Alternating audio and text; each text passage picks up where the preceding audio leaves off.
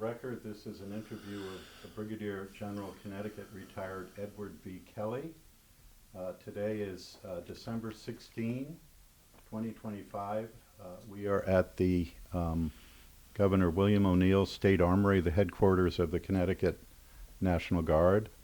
And I'll just spell your name, General, just so we have it for the record, K-E-L-L-Y. Correct. Not E-Y, but K-E-L-L-Y. Just one E. Yep.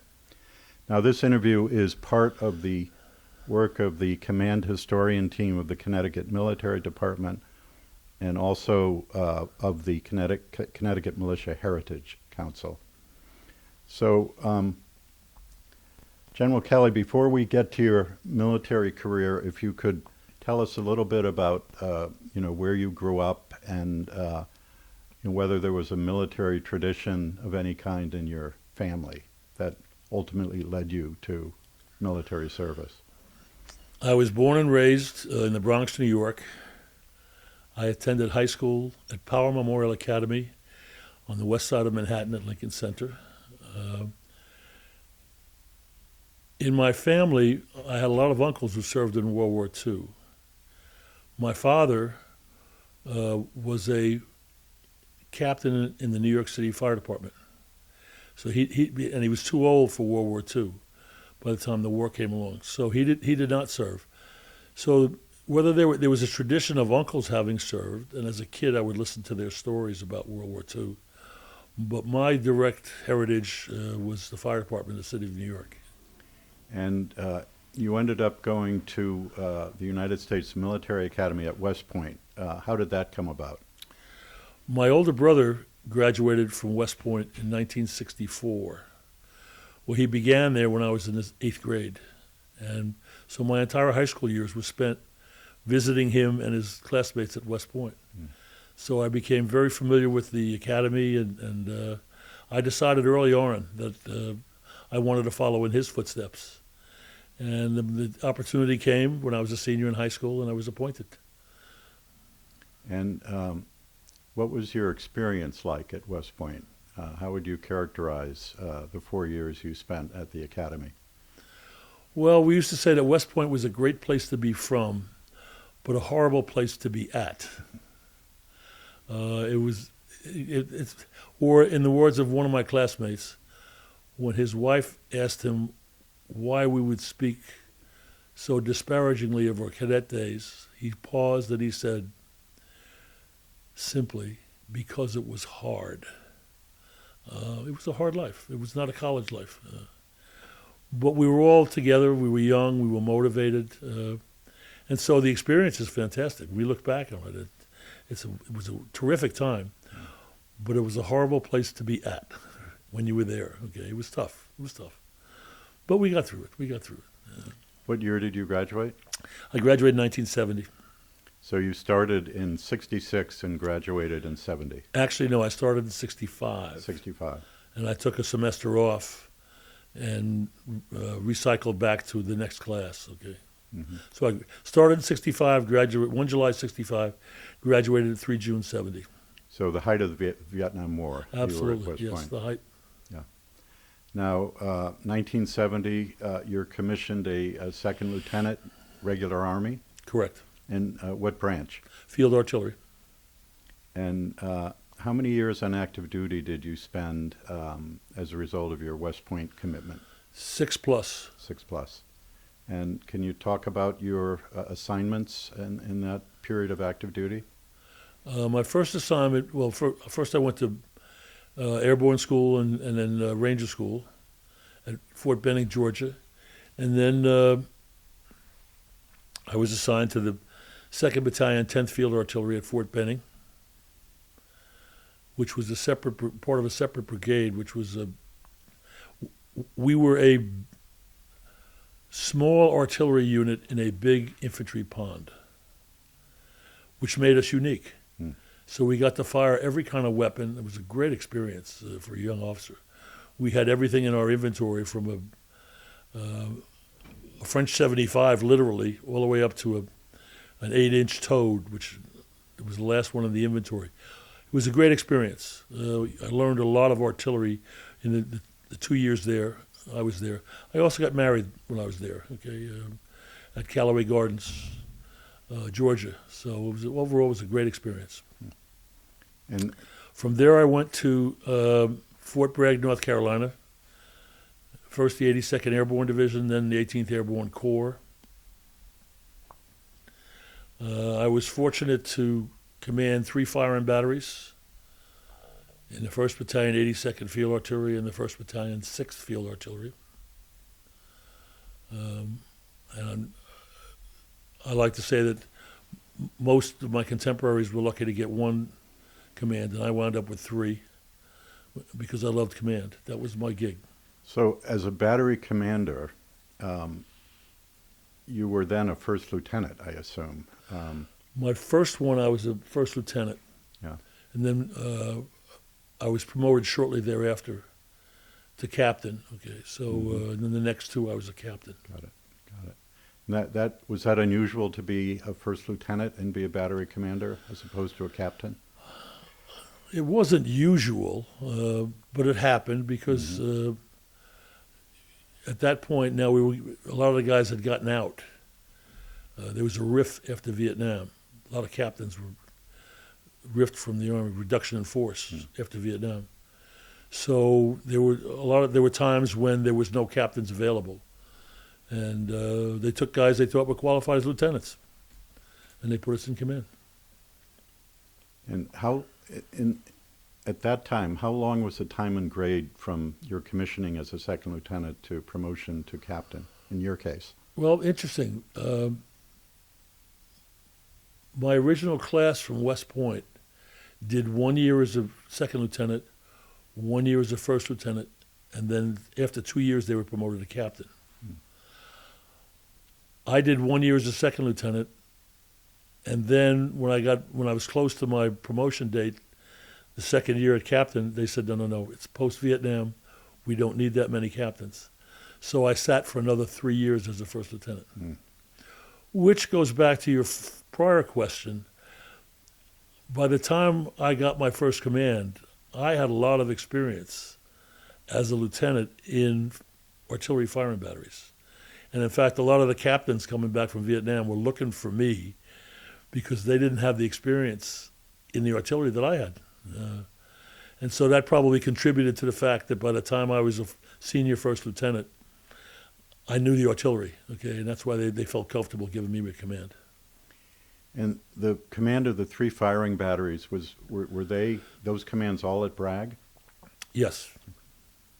And so how many years was that you were commanding the firing batteries? It was about almost 2 years. 2 years, right.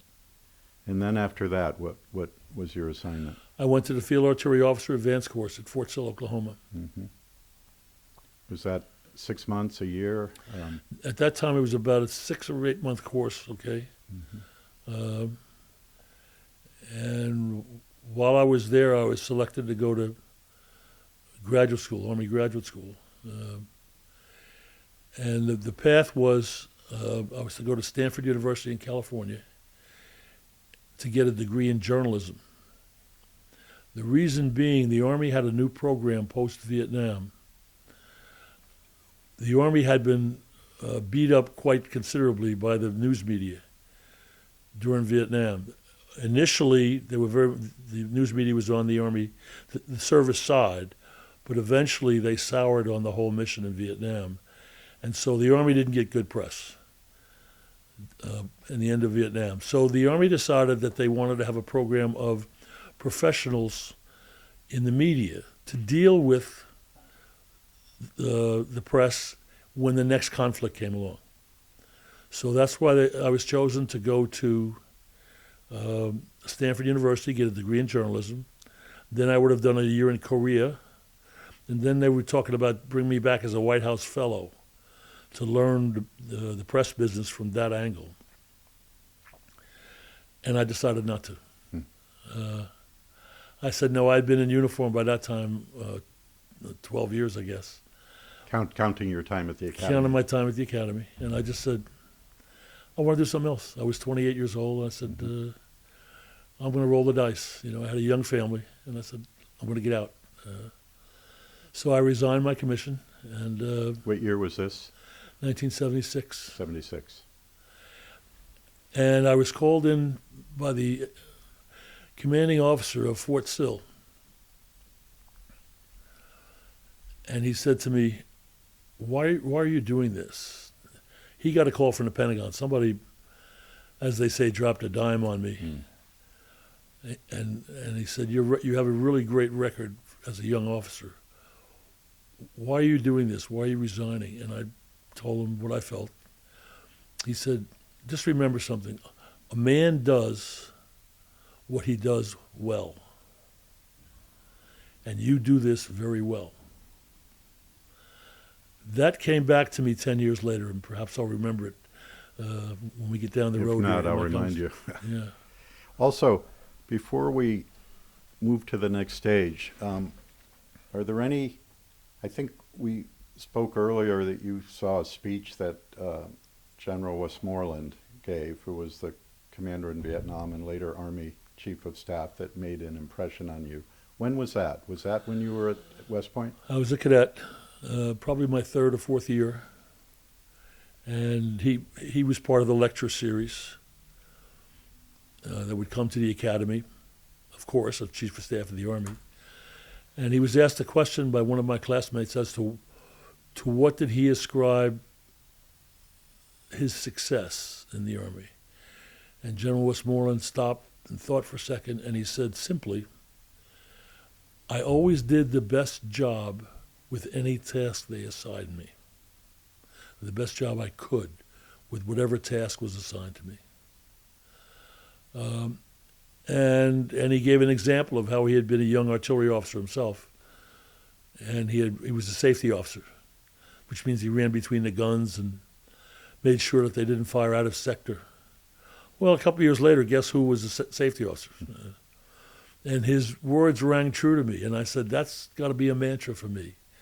Do the best job you can do with whatever task is assigned to you in life, okay? Just do that.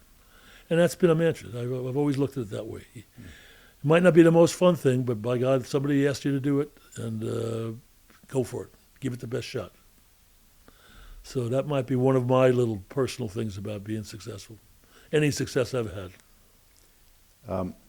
And again, before we move on, you would have been too young to be at West Point, I guess, when General MacArthur gave his famous speech, I think was 1961 or 62, or his last visit to West Point. But are there any other incidents or episodes from your time at West Point that stick with you, like the Westmoreland story? Well, first of all, my brother was a cadet at West Point in 1962 and sat through the MacArthur speech. Oh, he did? Yes. And if you've ever heard the recording of it, I have. Somebody in the West Point mess hall is vast, okay? They seat 4,000 cadets every day, 3 times a day. Somebody in the back of the mess hall, one of the back caverns, dropped a knife somewhere during MacArthur's speech, and you can hear the knife hit the floor. That's how rapt everyone was with what he was saying, okay? And you can hear that knife on the recording, okay? I had another experience. In 1967, Army had a good football team. We'd won about 8 or 9 games. And at the end of the year, we were given an invite to go to play in the Sugar Bowl. And if you're familiar with college football, that's one of the big bowls, the sugar, the cotton, the orange, the Rose Bowl. That's one of the big 4. And the Department of the Army made us turn down the invitation because of the Vietnam War. They said we don't have any business being in a bowl game. We're fighting a war. Well, some of the members of my company at West Point got the idea to go into the mess hall, the dining hall, and in those days we had pewter sugar bowls, and they stole all the sugar bowls. Now you're talking about 400 tables worth of sugar bowls. 10 men to a table, 4,000 cadets. That's 400 sugar bowls. So we came to the mess hall the next morning, and instead of a sugar bowl, there was a pile of sugar on the table. Well, this became quite the controversy. This was the equivalent. This is 1967, 68, when all the campuses were on fire in demonstrations and protests. Well, West Point cadets do not protest. Well, here we were protesting. This was the equivalent. And after a few days of cajoling and pleading and whatnot, the powers that be at West Point finally decided to have a young officer go up and make the case as to why we should return those sugar bowls. And he was one of my instructors in solid mechanics. And he got up there, and he was a big guy and quite a presence. And he laid it out for us. And he talked about Mom and apple pie and all the soldiers since the American Revolution would turn over in their graves if we didn't return these sugar bowls. And he really poured it on, all right? And the next morning we returned, and the sugar bowls were back on the table. The officer's name was Major Norman Schwarzkopf. So he stood out for that speech, okay, but I also had him as an instructor every day. And he also, as a sidelight, he had a pointer, a long pointer, and it was painted like a barber pole, and it had a little bell like a child's bell on a bicycle. We go ching ching, and when the procedure was, you studied the night before, you went into class, they made a presentation, and the instructor would ask, is there any questions? If not, then you would take an examination. West Point, we would test it in every subject, every class, every day, okay? But with Major Schwarzkopf, when he would get to a salient point in his presentation of the day's lesson, he would point to it and he would go, ching ching, ching ching. And that meant you were going to see it you'd see it on the exam. So everybody loved the guy. Okay, he was terrific. And of course, we know where he wound up. Absolutely. Yeah. Okay. Yeah. Anyway, that's a couple of anecdotes about my West Point career. All right. So let's fast forward. You're at Fort Sill, and you've decided now to resign your commission. So, and you did. I did. 1976. Correct. So what did you do after that? I spent the summer with my in-laws, and then I moved.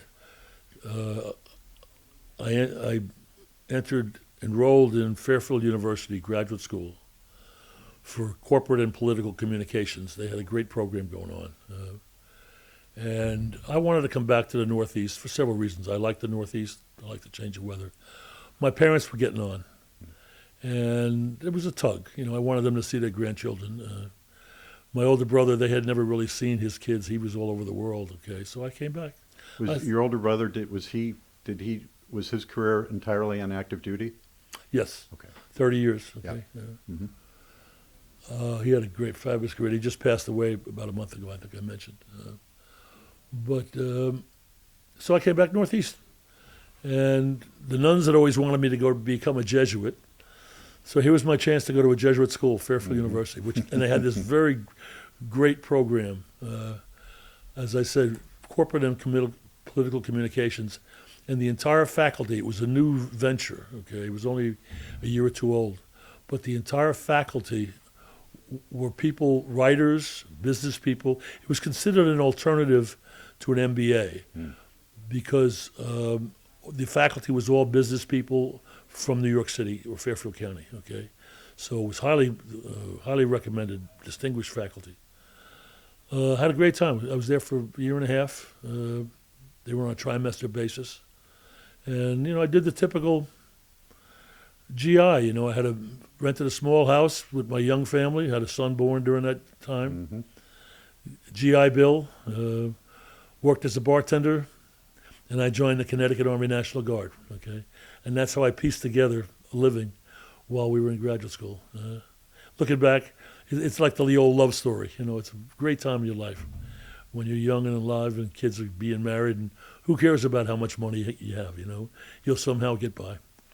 And a college experience that you might have missed out on a bit when you were at West Point.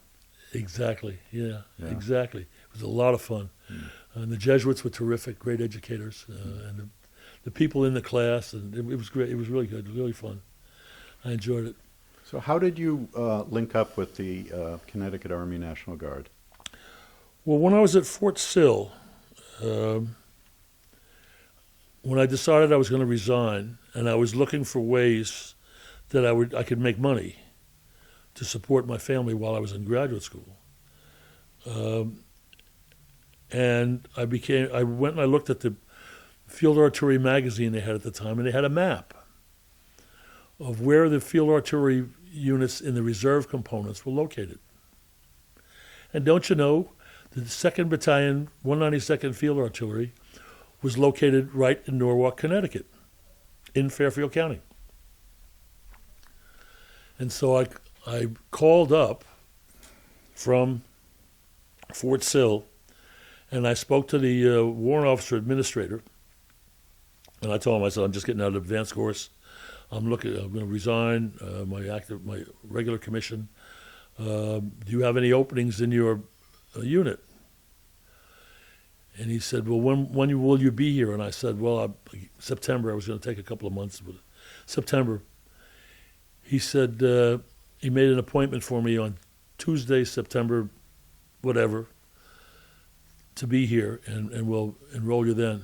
And I said, well, don't you need? He said, just show up. And I guess he figured if 6 years in the field artillery, what are they going to tell me to scram?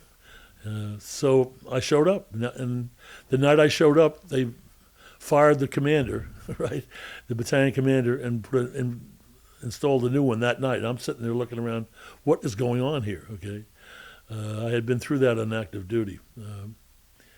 This is September '76. Yes. So General Freund, I think, would have been the adjutant general. He was the adjutant general. Yes. Yeah. Okay. Yeah. And maybe this would be a time to, well, I don't know, impressions of the National Guard.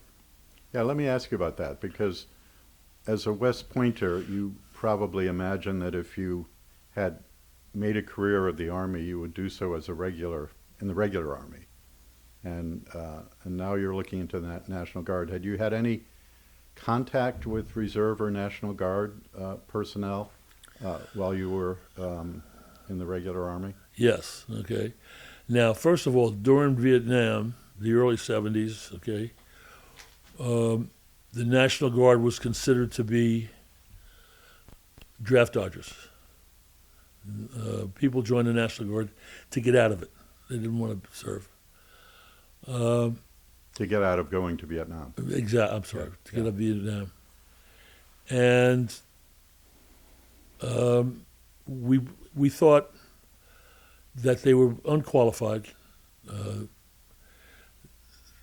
As one person said, the difference between the Boy Scouts and the National Guard was the Boy Scouts had adult supervision. Okay, so we frowned on the National Guard, very much so. Okay, especially coming out of Fort Bragg at the 18th Airborne Corps. That was your impression, but up to then, had you had any contact with National Guard? No, that was my impression. Okay. In somewhere about 1974, 75, we had what we called a fire exercise. And 18th Airborne Corps artillery had generically assigned about 3 or 4 battalions. But if it had been activated, a Corps artillery can have up to 30 battalions. And so we had, at that exercise, 17 additional battalions participating in the exercise. And a lot of them were National Guard units. And so we were to work with 2 battalions from the North Carolina National Guard. Well, they showed up, and our impressions were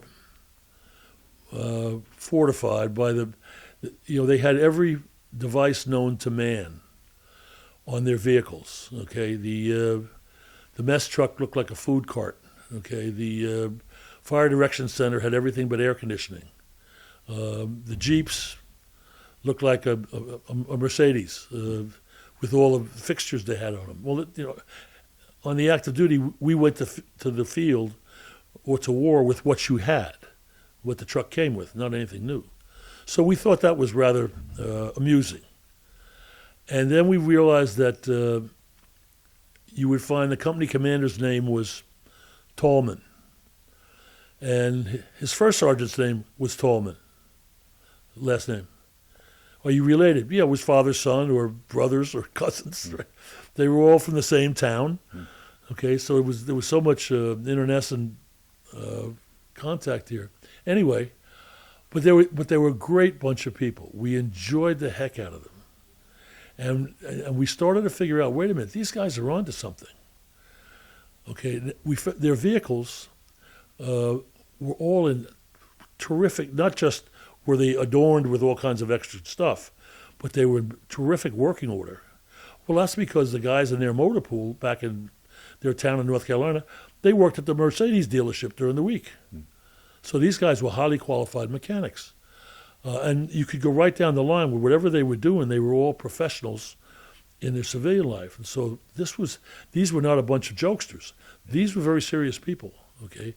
We came to realize very quickly.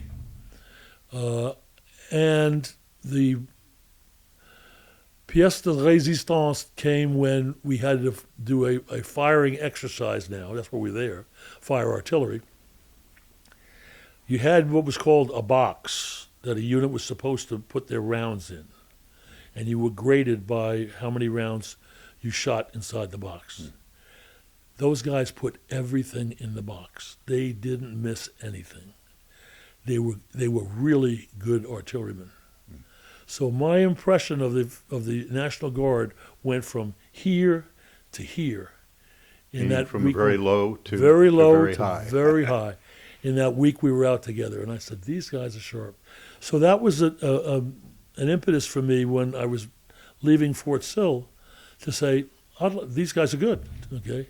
And it turned out that the 2192 Field Artillery was right here in Fairfield County. And so I showed up and started for the next, 15, 16 years I was with that unit, okay? And so that's the 2nd Battalion, 192nd Field Artillery. Correct. Which was a unit of the Connecticut Army National Guard. And how many years did you spend with that unit?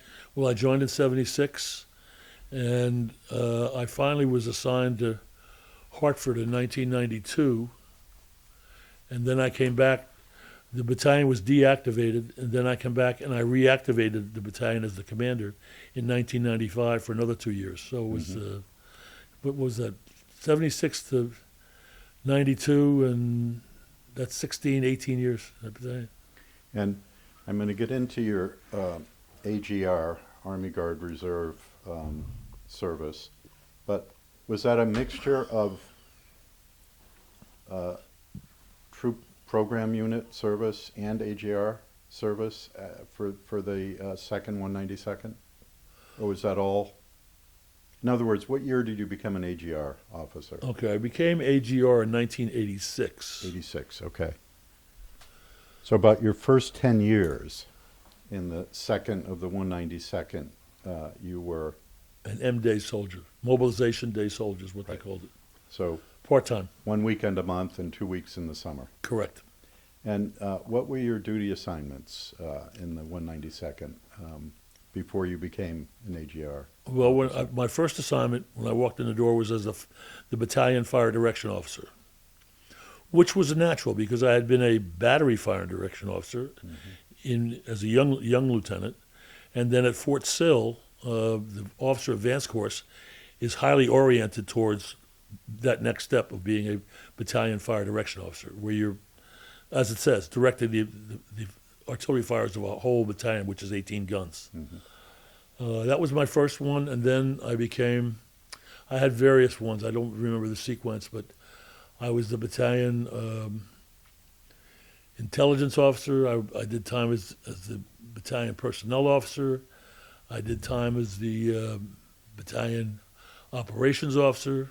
And So we have S1, S2, S3. I did them all. Yeah. I used to say I've done every job in the field artillery except chaplain. And it was the truth. I'd done in my career. I'd done them all. So, but I just kept moving up, and I finally was promoted to major. See, now when you get out of the active duty, they restart your promotion clock. So I was already a captain for 2 years when I resigned. But now I started all over again, okay? And promotions slowed down after Vietnam. They always do after a war. So my contemporaries from West Point, most of them were promoted to major about 1979, 1980, the 9 or 10 year mark in the Army. I was in my 14th year before I finally received it, which was okay. That's the way it was. It was slow. But this was something, and perhaps I should tell you this. The very first weekend that I had, the first drill that I had, the battalion went up to, what's the camp? Camp Edwards in Cape Cod, Massachusetts, for a live fire exercise. And so I had been out of the service now for about 2 months, 2.5 months. And suddenly I had to put the uniform, the fatigues we called them in those days, get on a bus and ride up to Cape Cod. And the guns had already been pre-positioned up there. So, but I remember looking around saying, I love this. Am I sure I'm doing the right thing? I mean, I felt so comfortable to be back in that environment. It was just 2.5 months, and as the exercise went on over the weekend, I realized I knew a lot. I knew what I was doing, okay? But that passed for about 10 years. That feeling passed. But anyway, that was my first experience as a National Guardsman. Subsequently, I had all the other jobs in the Field Artillery Battalion. And then in 1986, they had what they called the Powell Doctrine. It was under President Reagan, and Powell being General Colin Powell, who I believe then was the Chief of Staff of the Army. It said that in the next conflict, war that the United States was involved in, the reserve components would not be left behind. It would be a total war, a total force. Everybody would go to war.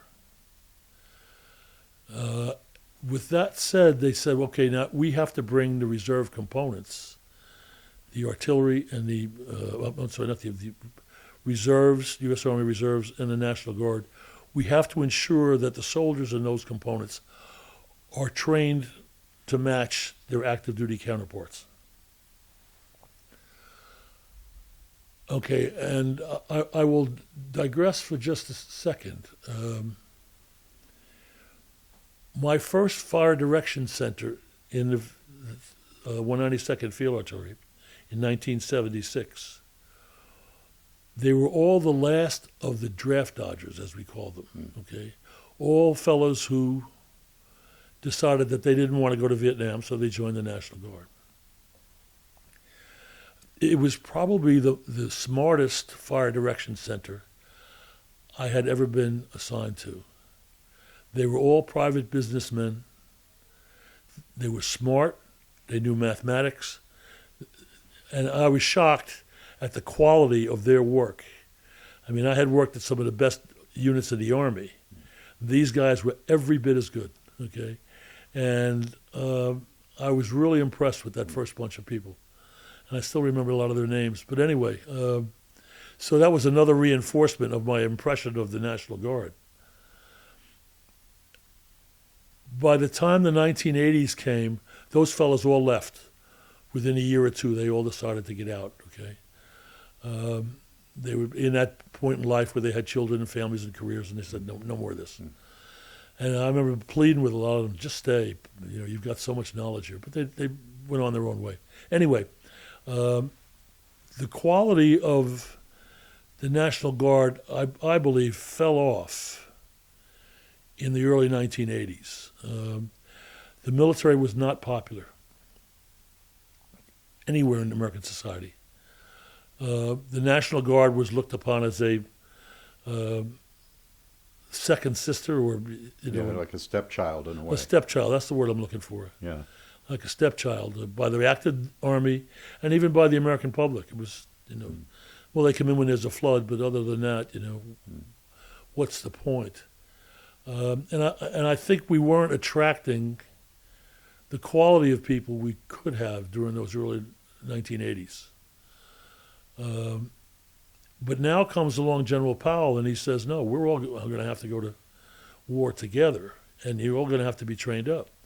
So the Active Guard and Reserve program, they went out and they looked for people who had active duty experience, hopefully some reserve experience, and maybe even a pedigree like mine at West Point. I was prime to be a member of the Active Guard and Reserve. And so they came to me, Connecticut came to me and said, we'd like to put you back on active duty for a year, okay, and help build up. They made me the training operations officer of the artillery battalion to bring them up to speed in training. So let me just state for people in the civilian world and maybe future generations, if the acronyms change, AGR refers to Active Guard Reserve, and what it meant was that you would be on full-time active duty while serving either with the Army Reserve or the Army National Guard. You'd be same as if you were in the regular Army, 365 days a year you're on active duty, right? Correct. And that was a relatively new program when you were brand new. Okay. Right. I turned my red, in those days a reservist had a red Department of Defense ID card where active duty had green. I turned my red card in now that I'd held for 10 years, and I was issued a new green one. And when I told my brother what I was doing, he said he couldn't believe that I was on active duty. I said, I am the same as you, okay? But I'm here in Connecticut. So that's how the program started. And initially it was a very small program. I think I was the second person, I was a major, in the state of Connecticut. There was one other major before me. There was only two in the whole state. There was nobody above the sergeant's rank of E7. In fact, maybe even E6 at that point. It might have been just the highest rank was E6. And what we did was we came on full time now. I at that point in my civilian career, I was establishing my own business. I had left the corporate world, and I was trying to build a communications business. And I said, well, I've got the time. They want me to come on. It'll be a nice paycheck, and I'll have benefits of medical benefits for my family. And then, my part-time, I'll build my business. Okay? Well, there was no part-time. It was a full-time job, okay, including nights and weekends and everything else. And so I was named as the operations officer of the 2nd Battalion Field Artillery, 2nd Battalion 192nd, and I was also the full-time supervisor. And each of the 5 units that comprised the 192nd Field Artillery, 3 firing batteries, a service battery, and a headquarters battery, each of them had 3 enlisted personnel assigned as administrators or supply sergeants. They each had a different capacity in those units. So I had about 15 people in the units and another 5 on my battalion staff, sergeants. So it was about 20 some odd people that I was the full-time supervisor. Mm-hmm. So on the weekends, when the whole battalion showed up for drill, then you had a battalion commander, you had a battalion executive officer, and the whole rest of the battalion. But during the weeks, you had myself and about 20 other people who did all the paperwork and all the supply work and got them ready for when they actually came in and did the drill. And they were unit technicians rather than AGR personnel, or a At mixture that of the point, two? most of them were technicians, which were federal employees, and what's the word? The general service Yeah, employees. GS civilian employees, Yes, yes. but also in the National Guard. So they would have the weekend and summer annual training responsibilities. Well, during the week they get paid as a government service employee, Mm-hmm. and on the weekends they get paid as a sergeant or whatever they were in the National Guard. Yeah. And during their summer training, they were paid as a sergeant Sergeant. in the National Guard. So that, and I was in that for a couple of years. Well, after 1 year. Because originally they said it was a 1-year gig. Yes. And after 1 year, the state adjutant general came to me, General Jareski, and he said, look, it was him or Colonel Tom Boland was the chief of staff, and they said, we'd like you to stay. It was only supposed to be a 1-year gig. We'd like to extend you indefinitely. And I remember thinking to myself, as soon as I put the uniform back on, I said, I remember what General Seitz had told me at Fort Sill. A man does what he does well, and I do this well. And I felt comfortable, and I said, okay, I will extend, okay? And that extension lasted another 14 years. So what did Yogi Berra say? When you get to a fork in the road, take it. So I took it. And I gave up my civilian pursuits and just dedicated myself to the Guard. And what was your rating chain when you came on as an AGR? Was it the battalion commander as your initial raider? Yes. And who was the senior raider? Brigade commander. Brigade commander. Right. Mm-hmm. At that time, the 192nd Field Artillery was part of the 43rd Infantry Brigade. Mm-hmm. And the senior raider, I forget who there was, whether it was the chief of staff of the Guard or whatever. But that was the chain. Because I was a primary staff officer at the artillery battalion. I was the battalion S3. Mm-hmm. And how long were you the S3 as an AGR officer? About 2.5 years. Mm-hmm. And then they moved me over to be the battalion executive officer. Okay. So as I said, you're still a major at this point. still a major. By this time, I'd done every job in the field artillery but be the chaplain, except for the commander. And that came a few years later. Had you done command and general staff? Yes, course I'd already done that. I'd completed that. All right. Correspondence? Yes. And I'm trying to think, have I missed anything of pertinence in there?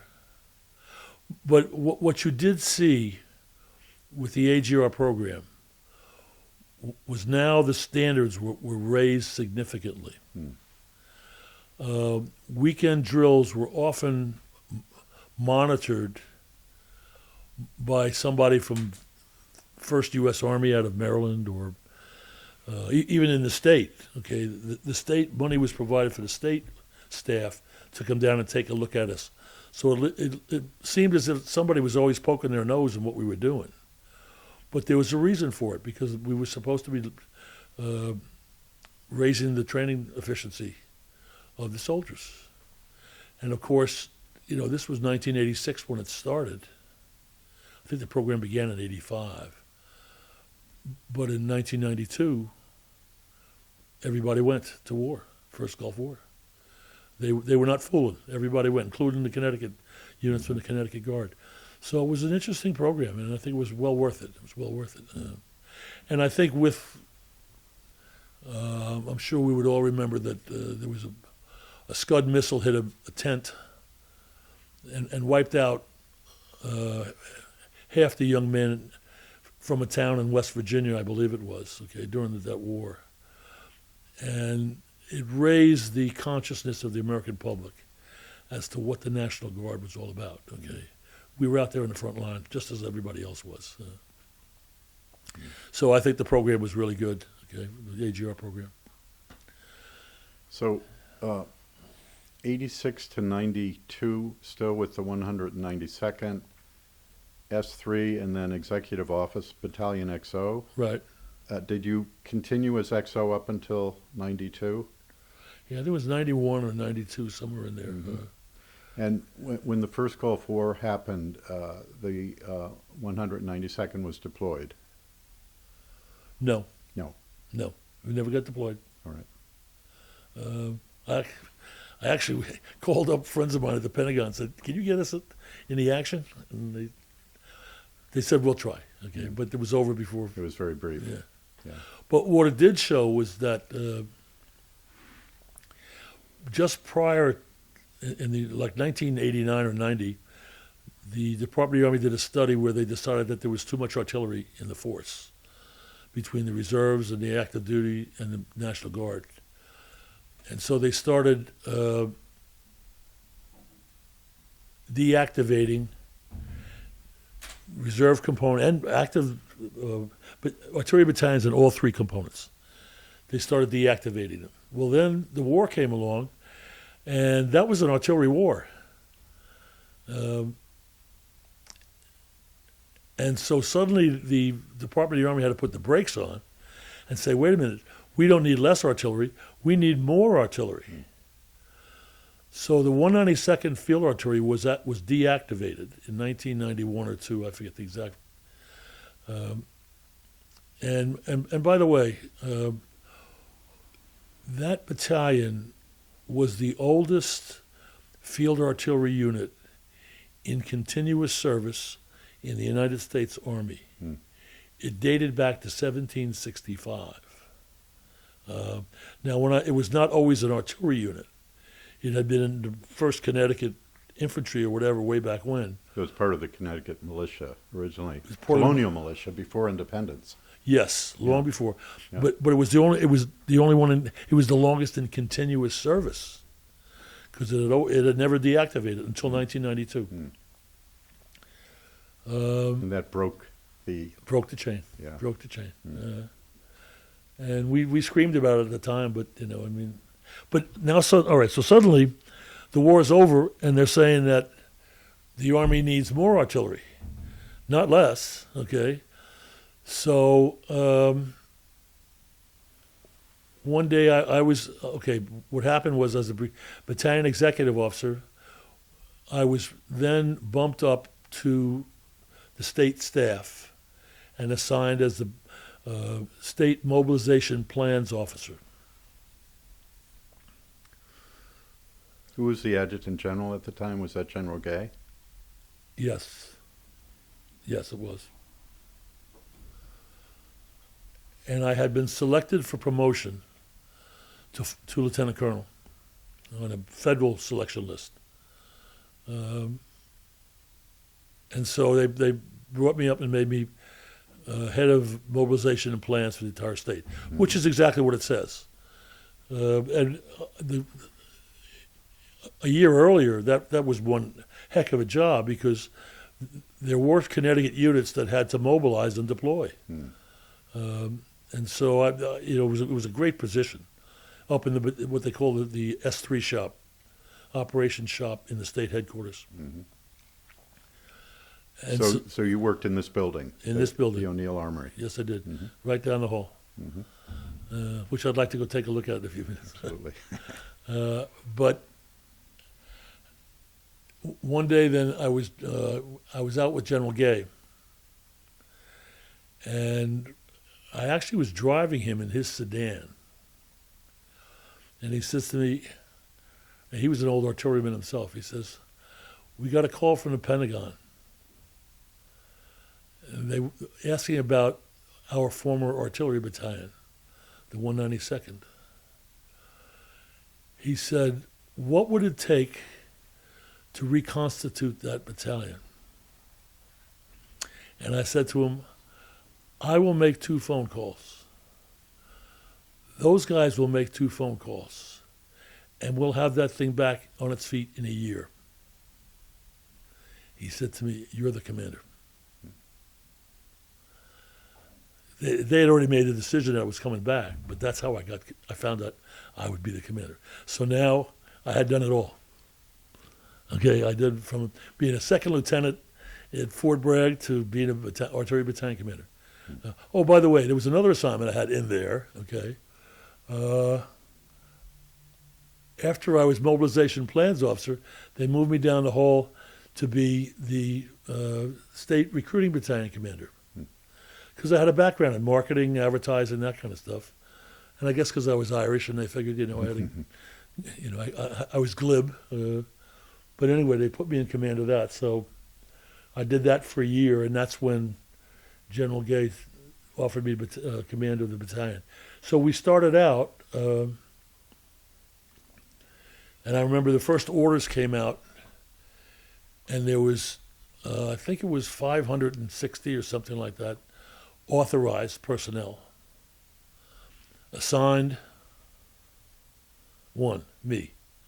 So now I had to build a whole unit, okay? And as I said, everybody, the word went out, and all the artillery guys in the state were just chomping at the bit to come back to come home. Now, they didn't put us in Norwalk. They put us in the Westbrook Armory, which I never understood because the battalion had been known as the Regiment of Fairfield County. But, who knows who makes these decisions. So... were many of the personnel still in the Guard, but in other units? Correct. They had been scattered. Yeah. But it was only a couple of years, okay? It was only a couple of years. So a lot of them were still around. But I remember I enjoy as a sidelight in the sports world how teams are built. You watch general managers and how they build a team, and they bring in so-and-so, and these personnel and the coach and this. Well, that's what I was assigned to do. I went out and I got one of my top first sergeants to be my new sergeant major. Okay. Joe, oh gosh, I'm embarrassing. Joe, okay. He became my sergeant major. And he said to me, I will go and I'll get the NCOs back, okay? And he did. He went out and I recruited the officers in, and we put it together. And after, it was actually 2 years, we had a ceremony where we formally activated the battalion in what they called a C3 readiness status. So we were ready to be deployed, okay? So we went from 0 to deployment status in 2 years, okay? And we were about 70% strength. We had started at 0, now we were at 70% strength, maybe even more than that. It was a great job. Did General Gay smooth the way with basically put the word out that anybody who is going to transfer into the reactivated 192nd, that their commanders wouldn't give them any problems, so that they could transfer? Yes. Yeah. Yes. That was out through the whole Guard. If these guys want to come home, they let them go. Let them go. And everybody cooperated. The whole state cooperated. So it was nice. Okay, and we wound up being assigned 155 millimeter howitzers. We had previously had the old 105s. Now we were assigned 155s. And 2 of the howitzers actually came from a unit I had commanded at Fort Brig 20 years earlier, okay? And the reason I know that is each one comes with a manual, and inside the manual is a birth certificate of the weapon and where it's been assigned, okay? And I looked at it and I recognized the serial number, and I said, because I was a battalion XO, or battery XO for a couple of years. I said, that was one of my guns, and sure enough, okay? I think it was 2 of them. Anyway, I was home. Then I turned over command of the battalion to Jim Caparizzo. So how long were you the battalion? 2 years. 2 years. 2 years. So that brings us up to 1997. 90, all right. In all this time, it was Major General David Gay was the Adjutant General and Commanding General of the Connecticut National Guard. I believe he came in about 1991 or 2. So yes, from the time I was up in Hartford, I don't recall another Adjutant General other than him. Okay. Did you have frequent dealings with General Gay? Well, as a battalion commander, yes. I mean, we had. I don't know whether it was weekly or probably monthly staff calls, okay, where everybody would come in and sit around, all the battalion commanders would sit around a table like this, and the brigade commanders and the chief of staff and the adjutant general, okay. So yeah, you had to, okay. And he was a pleasure to work for. Okay? He was a pleasure. Tough, but good. I enjoyed him. 2 Irishmen. And he was from Brooklyn. So we had 2 New York City Irishmen. We had that in common anyway. And artilleryman. He was also started... he was air defense artillery, I think. In those days, they didn't make a distinction. No. Artillery was artillery. And in fact, he was later on... He graduated from OCS here in Connecticut and was commissioned in the artillery. Excuse me.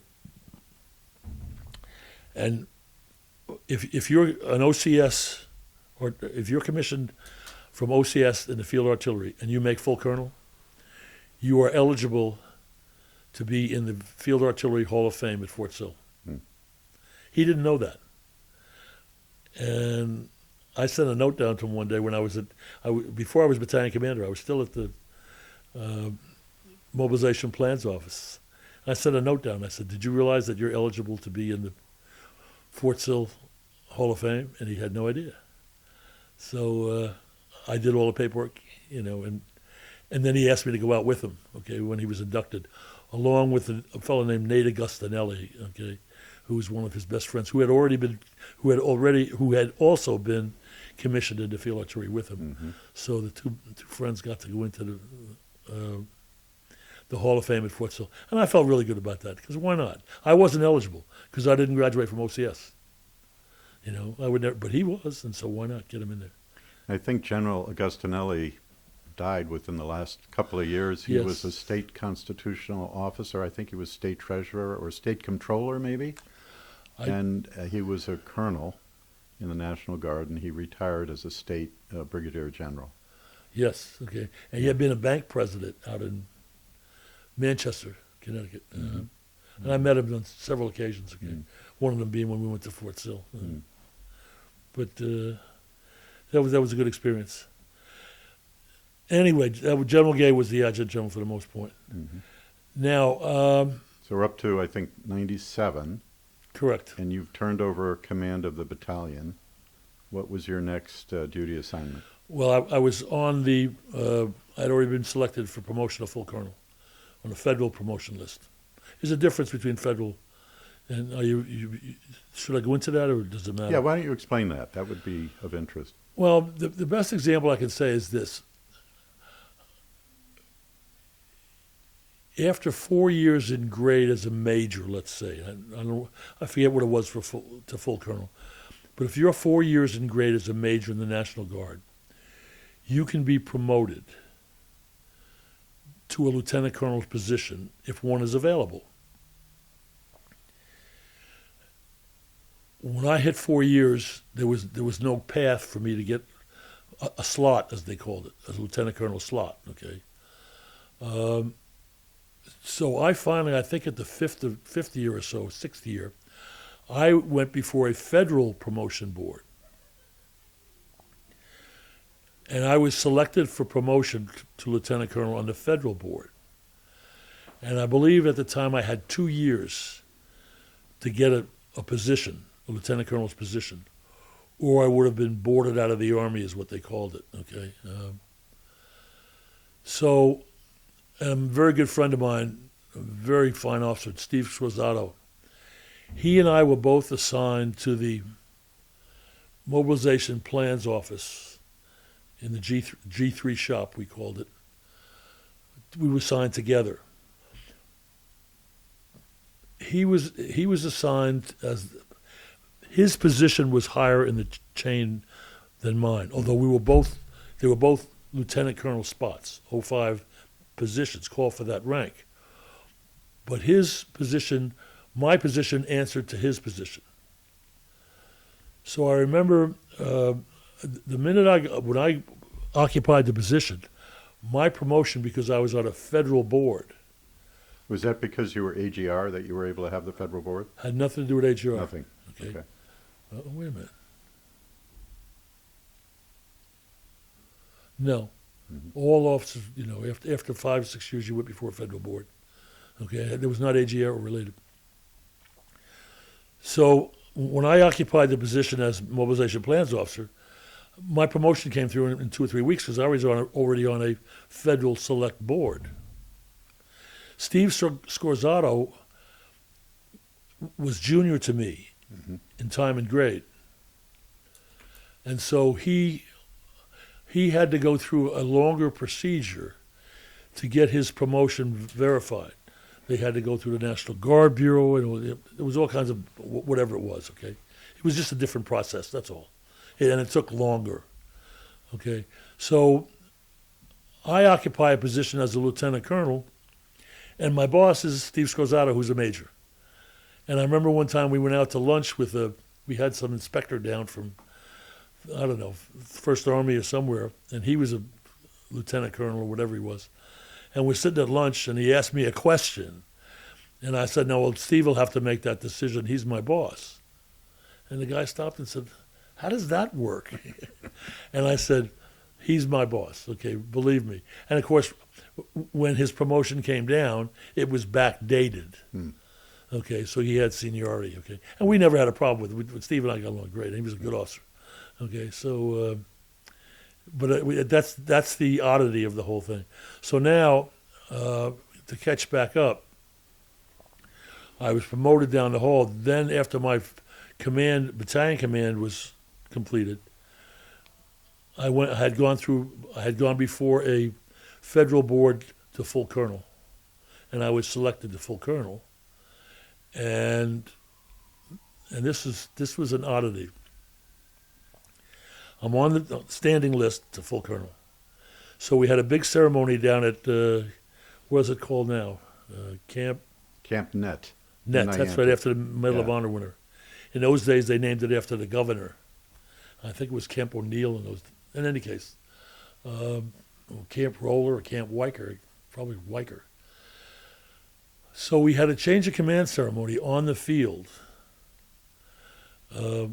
at Camp Net, and I handed command over formally to Jim Caparizzo, Lieutenant Colonel. I did an about face, and I marched across the field, and I took command of the 43rd Area Support Group from Colonel John Raphael, which was a full colonel position. And that was on a Saturday. And I was still wearing my lieutenant colonel leaves, and I got a call from a fellow named Roy Panett, okay, who later on became, I think, the chief of staff for the state. And he was at the brigade level. He called me and he said, he was at chief of staff. He said, we have to go up to some big function up in Massachusetts tomorrow for the 26th Infantry Division.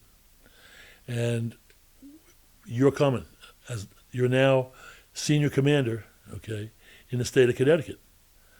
And he said, I'm going, the adjutant general's going, and you're supposed to pin on your full colonel's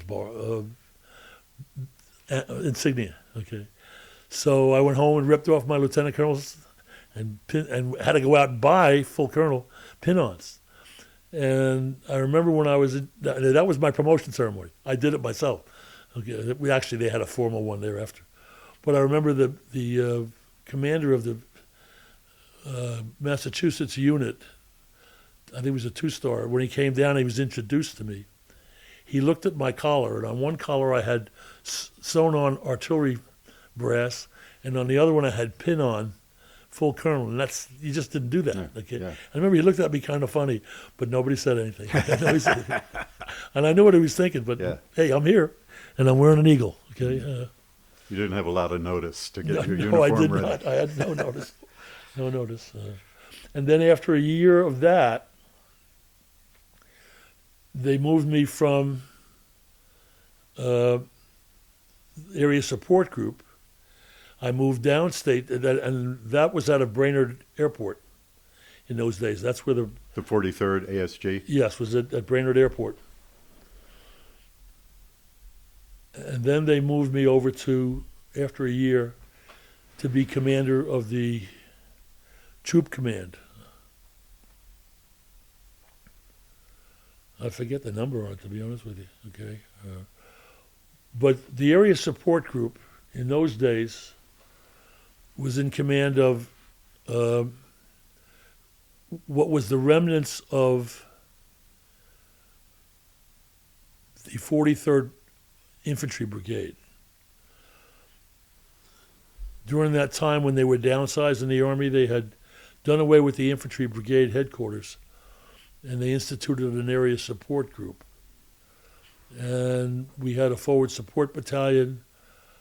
I forget the units that comprised it, but it was basically, it was the infantry, one infantry battalion that was left over, the first of the 102nd Infantry. The other two had been deactivated. So it was the area support group, the artillery battalion, infantry battalion. It was a hybrid. And if it had been activated, the area support group was exactly that. It would have taken on many, many battalions of support, not artillery and infantry and that type. It would have been supply battalions, maintenance battalions, ordnance battalions. I mean, some of the area support groups had as much as 30 battalions assigned to them. Okay, and they would usually work out of a port or some centralized depot. Okay, that's how they operated. But here in Connecticut, I was in command of an artillery battalion, an infantry battalion, and a forward support battalion. So then I was moved over to move to New London, and I took command of the troop command, which was all the other units in the state of Connecticut, engineers, medical units. Oh, by the way, I had an aviation battalion. The 26th Aviation Battalion was under my command as part of the area support group. So I had 4 battalions: infantry, artillery, aviation, and forward support. Those were the 4 battalions in that command. And then when I moved over, I took command of the troop command, which had, you had the 242 engineers, had all kinds of medical units, and there was like every other unit in the state of Connecticut that wasn't assigned.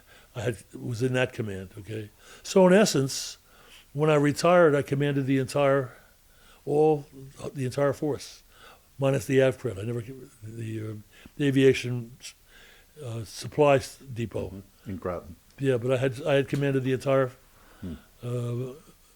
Connecticut Army National Guard. Okay, which and I loved it. Okay, and that was my fort. Ed Kelly was the commander. I commanded 3 firing batteries. I commanded 2 battalions. I commanded 2 one of them at the 07 level. Okay, 06 and 07 level. So that's what I did. Mm-hmm. They used to say, something's wrong. We need that unit screwed up. Where's Ed Kelly? Put him in there. That was the one thing that I did well. Okay, and I'm proud of that. That was my career. Okay, but let me ask you this. At the 06 command level in the Connecticut Army National Guard at that time, how many other 06 commanders were AGR officers? None. Yeah, you were the only one. Yeah. Yeah. I think I was the only one. See, that had to be authorized by the National Guard Bureau, how many slots each state received in a particular rank. And when I started, there was only 2 major slots in the whole state, and then that expanded, and then later on for years there were no lieutenant colonel slots, and then suddenly we got 1, and then 2, and then 3 or 4, and then eventually I think we maybe had 5 lieutenant colonel slots. And by the way, AGR officers initially were not allowed to command units. It was strictly supposed to be a staff function. And then when I got to my command, they said, you know what, AGR people can act as commanders. And so when I took over, that's right, I was the only 06 AGR commander. Had there been one before me? I think I was the first one to have that honor. I don't recall anybody prior to me who was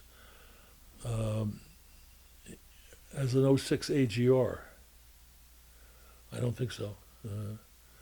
I know who the other guys, the other lieutenant colonels were, and they did not get '06 commands for whatever.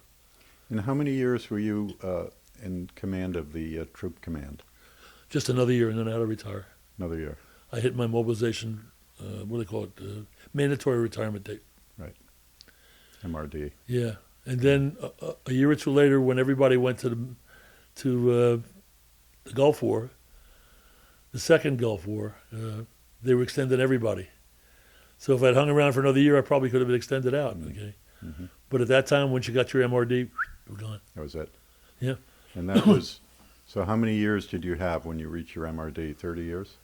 30 years, yeah. And I always count my West Point service because I carried a green ID card. Mm-hmm. For the 4 years I was a cadet, I was on active duty. Yeah. So in essence, I had 34 years of active duty. 35. Mm-hmm. And what year did you retire? 1990, October 31st, 1999. So I haven't worked in the this century. Of course I have, but that's what I used to say. I'm not going to work in the next century. So you retired as a full colonel, U.S. Army, Right. and as a brigadier general in the state Connecticut. rank, Connecticut on the state retired list. Yes, yes. And when you were in command of the troop command, and also when you were commanding the 43rd Area Support Group, who was in your rating chain? Was it directly to the adjutant general, or I think it may have been the to a chief of brigade staff. commander? No, that was considered brigade command. Right, exactly. Yeah. So my next higher up, That was you were an '06, but you were operating at an '07 level. correct, Yeah. and my raider, I believe, was the chief of staff, who was a 1-star here. Mm-hmm. I think it was General Boland at the time, Tom Boland. Mm. And then senior rate was the adjutant general. I think that's how. Although it may have been directly to the adjutant general. Mm. I don't recall. Okay, but I think it was the chief of staff. Mm. Mm. Did you deal with any governors during your National Guard service in Connecticut? The first one I dealt with was Governor O'Neill, because he would always come for every time units went to summer camp. He always went and visited, because he had been I believe he was a gunner, a rear gunner in a U.S. Army Air Corps during World War II, and he loved the military. Okay, which is why this building is named after him. He was a big friend of the military. So he would come up and visit us. And I remember one summer he came up to visit us at Fort Drum, New York. And I was assigned to be on his detail as a driver or whatever. He was a terrific man. He was a regular guy. He was just a regular man.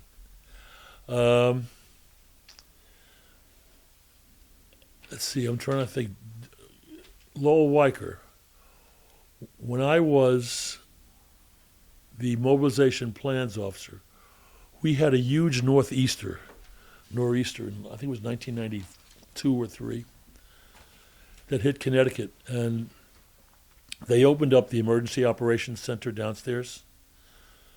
And so Governor Weicker would come down every morning about 10 a.m. and preside over the utility companies in the state. There was probably about 10 people around the table. The National Guard, utility companies, public safety commissioner, anybody who would have any kind of an input. Is there a director of water operations? You know, whoever would have, if people needed food, water, shelter, electricity, anything like that, sat at that table, okay? a representative, not necessarily the head, but a representative. And I was assigned coming out of the operations shop, G3 shop, as the guy who would sit at that table. And so I sat there, I guess for about a week. Every morning we would brief the governor. I remember one thing about him was I was very impressed because he had a very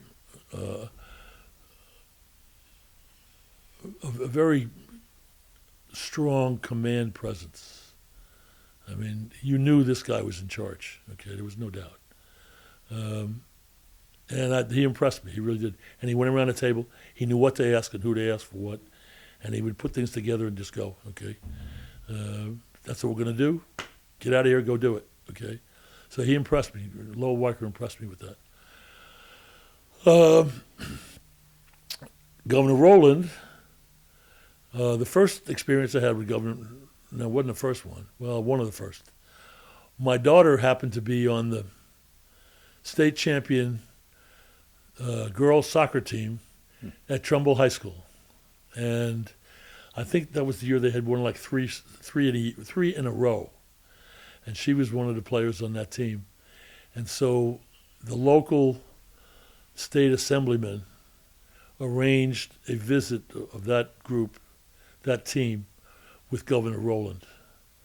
Okay, and they were all over. They were over in the executive dining room over here, legislative dining room, whatever they call it, and having lunch with the assemblyman before they went upstairs.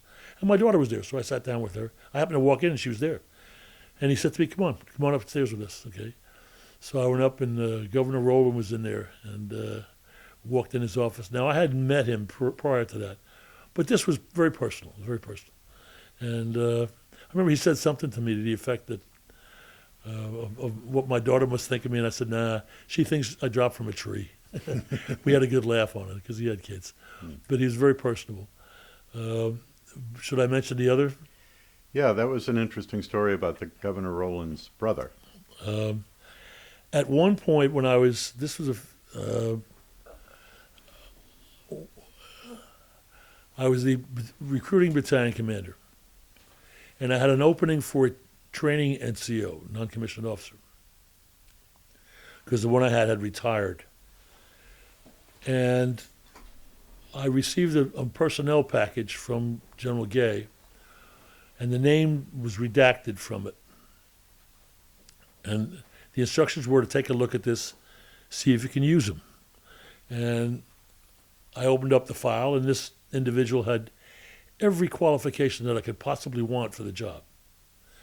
He was at present doing the same position for the active duty recruiting command in New Haven, Connecticut. So he'd already done a job on active duty.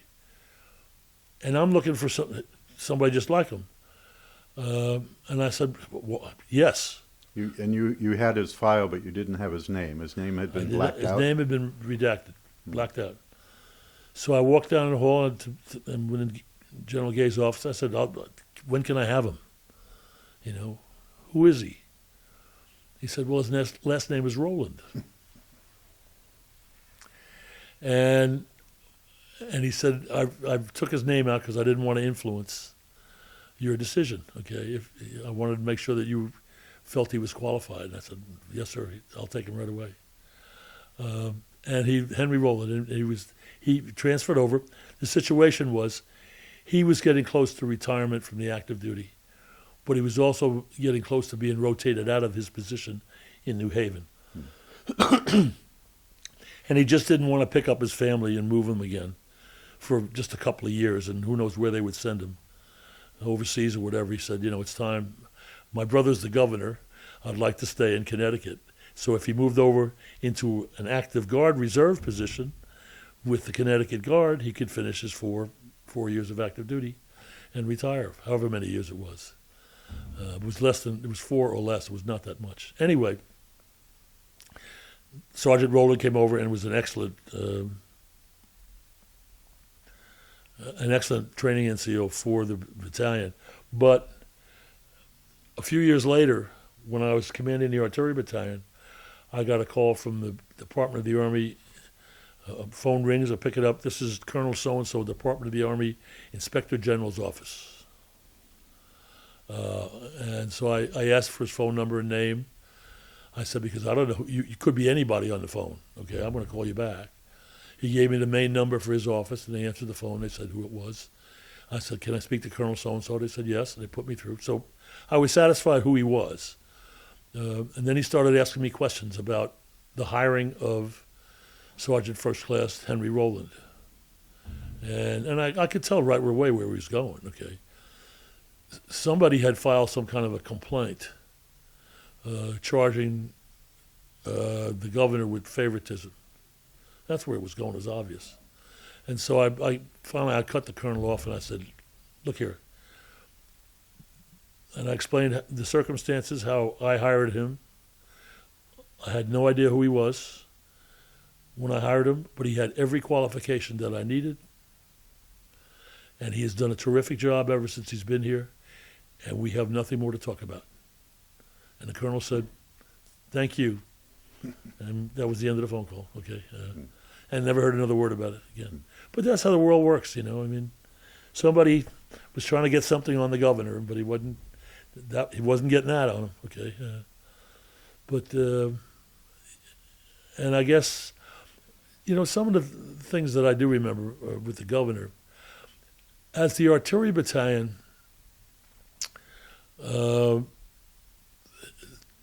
supervisor, full-time supervisor, and as the commander, and as the XO and the commander, it was to me to fire the salutes for the governors.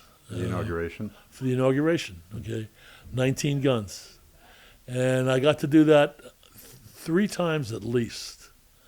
Was it in Bushnell Park that it was done? Yeah, I remember we would fire the guns. One time we fired from the back stairs of the, it was an awful rainy, icy day, terrible day. That would have been in January, right? January, yeah.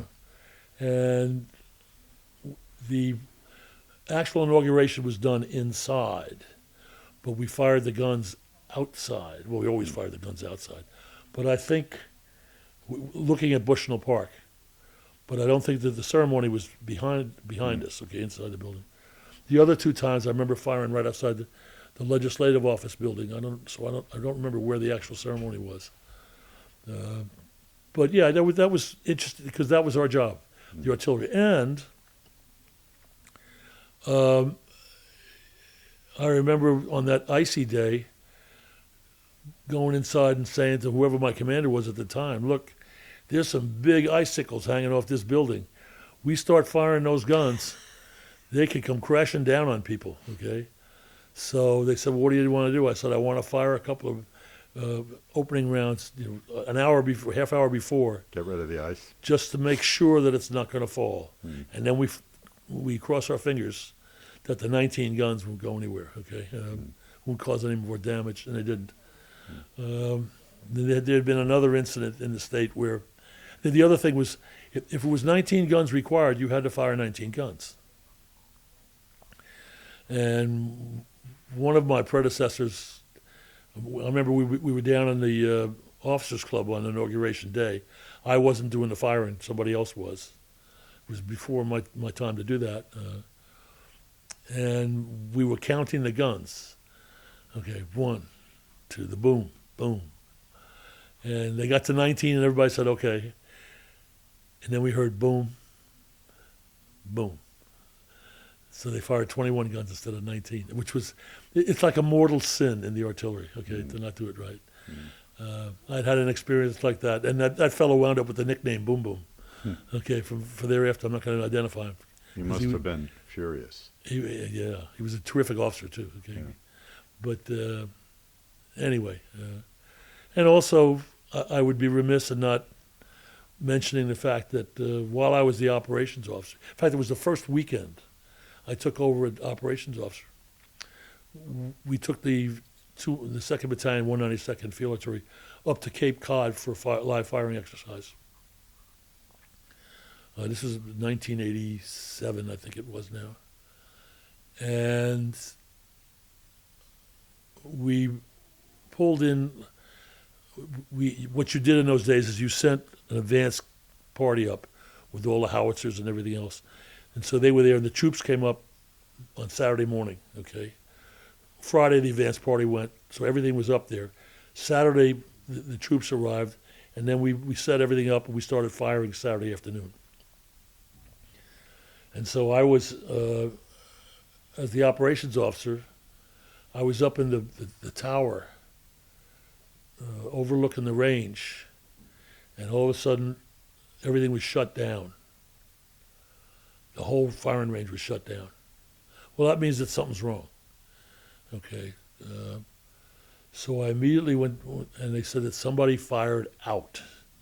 Now, there were several battalions firing that weekend at Camp Edwards, but I immediately left. I went down to the Fire Direction Center, which years before I had been in charge of. I said, okay, who of us fired? We didn't know who it was that had fired out. It turns out that somebody had fired around, and it hit Route 6, which runs east-west on Cape Cod. Now, this was September 30th of 1987. Why do I have that ensconced in my memory? Because it could have been a disaster. If it had been August 30th. Exactly. Yeah. It would have been bumper-to-bumper traffic on Route 6. But the round landed and hit some trees and scattered. Actually, it hit in the middle of Route 6. There was a hole in the pavement, and the shrapnel went and hit trees and part of a condo complex, but didn't do any further damage. Nobody was hurt. I went down. I walked in the Fire Direction Center, and I said, "Who fired the initial rounds that you used to register the battalion?" And they said so and so, and I said, "What did they fire? What charge?" And it turned out that they fired a charge. They should have fired charge 3, which is how much powder propellant you put in an artillery round. They should have fired charge 3, which would have gone about, let's say, 3,000 meters. They fired a charge 7 propellant, which went 7,000 meters, right in the middle of Route 6. Okay, so there was a big kerfuffle over that, as you might imagine. Who was running for governor? I'm telling tales out of school here. What year was it? This was 1987. The governor of Massachusetts was running for re-election. And so he called, and there was a big news up in Massachusetts, This unit fired artillery into Cape Cod, could have, And so the governor up there, it was in September, he had another 6 weeks to election. He didn't want to touch it. So he called Connecticut and said, "It was your unit that fired it. You guys handle this." So we did a big investigation of the whole thing, okay? I believe it was that same night that we fired the round into Route 6. There was a gentleman named General Jim Throw, who had, at that point, was the assistant division commander for the 26th Infantry Division in Massachusetts. Mm-hmm. And he was a Connecticut guardsman, okay, but he was the assistant division commander. They would call it assistant ADCCT, Assistant Division Commander, Connecticut. Mm-hmm. Jim was at a big meeting of the National Guard Association or something, and I believe it was in either Nashville or Memphis, Tennessee.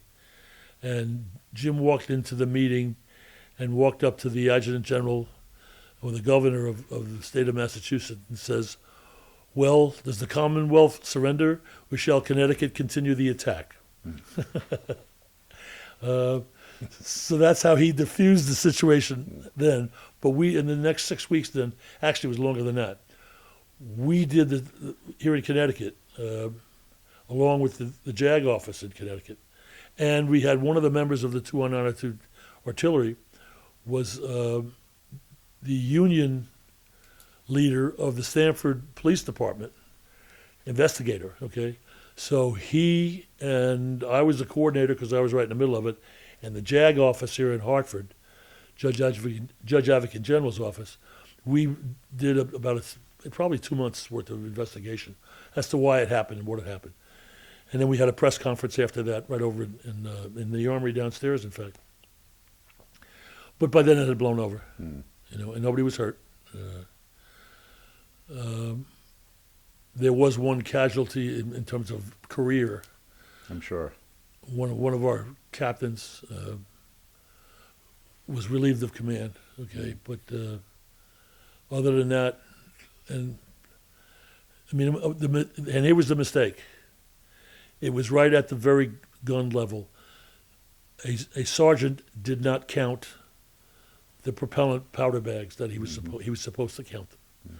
They would hold them up, okay. And if you're supposed to fire charge 3, there should have been 3 bags. The young private held up 7 bags, and the sergeant didn't catch it, and that's how it went. So it was a mistake, and it happens. It happens. I'm putting you to sleep. Where else? Where do you want? Well, I think we've covered quite a bit. Before we close, are there any other topics that you think we should address? There's the leadership concept, okay. And as a young officer, I had a battalion commander who said to me, "Here's what you want to do to be successful." He said, "Go where the action is. Play on a winning team, and surround yourself with good people, good and smart people." And I was fortunate to have that, okay, all the way through. I just managed to fall into good situations and had some terrific people around me. When I retired, they threw a racket for me down at the Elks Club in Westbrook, Connecticut. And I had to get up and give a little speech. But you get to the end of it and you thank all the people. My father, the fire captain in New York, what an inspiration. There's a guy who goes out the door every day, puts his life on the line, okay? 30 years he did that every day. What an inspiration. And of course you thank your parents, both your parents, okay? And a lot of other people. But my last line in it was, I need to thank all those American soldiers whose intrinsic goodness was a challenge to me to match over the course of a lifetime. All those soldiers. So many of them. And they were so good. And that's a wrap. I think that's an excellent note on which to end this. So General Kelly, on behalf of our Connecticut Military Department Command Historian Project, I thank you very much for your time. Thank you for putting up with me. Right, so we're back on tape with Brigadier General Edward V. Kelly, retired. And General Kelly, one question I forgot to ask you was, I understand that there was a continuation of Connecticut Army National Guard service in your family. Can you tell us about that? My oldest son, Matthew Kevin Kelly, he enlisted after his successful football career in high school. He enlisted in the National Guard. He enlisted in the 242nd Engineer Battalion, okay, which in those days was located in Stratford. I believe it was in Norwalk and then in Stratford, Connecticut. And that was interesting when you get to swear your son in. That was quite a highlight of my life, to see him raise his hand. And then he went off to basic training in AIT at Fort Leonard Wood, Missouri. And I got to fly out, okay, and go to his graduation. And interestingly enough, he had never mentioned the fact, I was a lieutenant colonel, I think, at that time. He had never mentioned the fact that I was in the service in the Army. And when I showed up for his graduation, his drill sergeant, we were standing outside the ceremony. His drill sergeant saluted me and then looked at my son Matthew and he said, "Is this your father?" He said, "You never told me." And Matt said, I forget what he said, but something to the effect that you never asked. Okay? And the drill sergeant looked at him and said, "It's a good thing you didn't." And then about a year later, I was now the commander of, I guess it was the area support group or the troop command, I forget which one. And we had a field exercise at, I don't know whether it was Camp Edwards or in Canada. It may have even been in Canada. But I pulled up to a highly fortified encampment of the engineers. And I pulled up to what you would call the gate, which was nothing more than a roadblock, a camouflage roadblock. And as I pulled up to it, a soldier stepped out in camouflage paint and all camouflage all over and everything. And he looked at me, and I had to give him the password. And I looked at him, and I recognized those blue eyes. And I said, "Matt, is that you?" He said, "Yeah, Dad." And we shared that moment together, the two of us, right? But then he saluted me, and we went on about our business. But it was a nice moment. But I'm glad I got the chance to mention that. Okay, very proud of him. Okay, Excellent. Excellent. Thank you again. thank you.